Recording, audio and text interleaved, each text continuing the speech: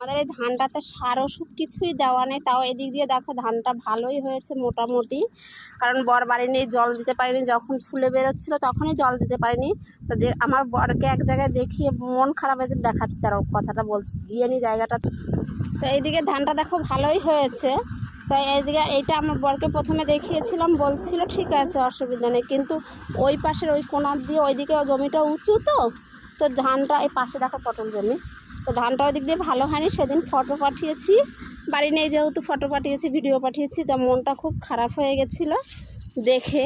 কিন্তু মন খারাপ করে কি হবে বলো, যেটা হওয়ার তো সেটাই হবে। তা আমি বলবো সার ওষুধ জল না দিয়েও ধানটা মোটামুটি ভালো হয়েছে। ও ধান লাগিয়ে দিয়ে চলে গেছিলো বাইরে।